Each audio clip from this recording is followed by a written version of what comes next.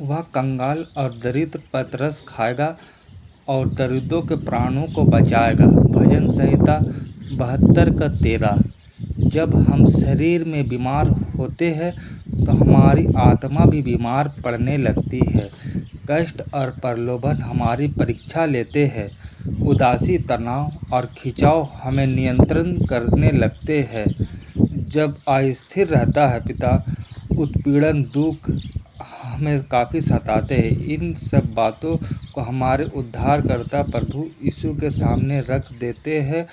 उनकी सामर्थ की दवा से हम तमाम मुसीबतों, तकलीफ़ों से हम दूर होंगे, हमें चंगाई मिलेगा। महान सामर्थ्य पिता, तमाम बुराइयों को, बीमारियों को हम आपके चरणों तरफ रखते हैं। हमें स्वास्थ्य दीजिए। जब आप कमज़ोर होंगे तब वह आपको सामर्थी बनाएगा। दूसरा कुरिन्थियों 12 का 10। राजा दाऊद इस सत्य को बड़ी सुंदरता से भजन संहिता 41:3 में निश्चित करता है, जब वह कहता है कि जब वह व्याधि के मारे सेज पर पड़ा है तब यहोवा उसे संभालेगा। तू रोग में उसके पूरे बिछौने को उलटकर ठीक करेगा। जब राजा हिजकिय्याह बीमार था और मृत्यु के करीब था, उसने आंसुओं के साथ जोर से परमेश्वर को पुकारा और उससे चंगाई मिली। परमेश्वर उसकी प्रार्थनाओं से प्रभावित हुआ और उसे पूरी तरह चंगा कर दिया। दूसरा राजा 20:3 और 5। इसी प्रकार से जब उसकी आत्मा थका हुआ महसूस करती है तो वह आपको तसल्ली और बल देगा। जिस दिन मैंने पुकारा उसी दिन तूने मेरी सुन ली और मुझ में बल देकर हिवाव बंधवाया। भजन संहिता 138 का 3। इस प्रकार से उसने कुछ भी नहीं खोया और जो भी खो गया था उसका दुगना भाग वापस पा लिया। पहला शामूएल 30:6 और 19। हाँ, हमारा परमेश्वर जीवित है और हमारी सारी कमजोरियों को लेने और आपको बचाने के लिए तैयार है। हमें भी अपने सारे दुख तकलीफ को परमेश्वर पिता के हाथों में रख कर निश्चिंत हो जाना चाहिए। वही हमें चंगाई प्रदान करते हैं, सारे तकलीफ़ों से हमें छुटकारा देते हैं।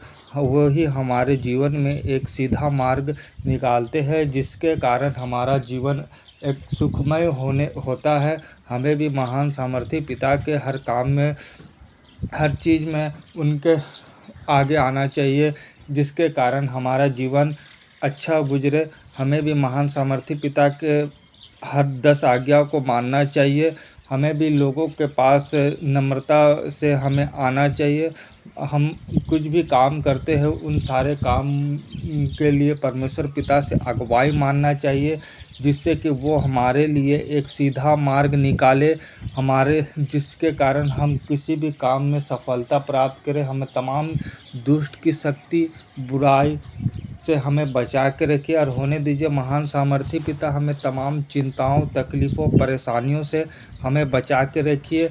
हमें तमाम दुष्ट की चीज़ों से हमें बचा के रखिएगा। स्वर्गीय पिता, हम आपसे विनती करते हैं पिता, हमारे सारे घावों को पिता चंगा करिए और हमें एक अच्छा शरीर प्रदान करिए। महान जूते पिता, हम विनती करते हैं आपसे, हमारे जो कुछ भी परेशानियां हैं, चिंताएं हैं, उन्हें आप दूर कर दीजिए और हमारी सारी आवश्यकताओं को पूरा करिए और होने दीजिए। महान सामर्थी पिता, हमें एक धार्मिक जीवन प्रदान करिए और हम लोग हमेशा सत्य के रास्तों पर आगे बढ़ते जाए। हमारे जो पग है पिता, वो आपके रास्तों पे आगे बढ़ने पाए। हमारा कोई भी दुश्मन ना हो पिता। हम किसी भी कार्य को करते हैं पिता, आप उस कार्य में हमारी सहायता और अगुवाई करिए।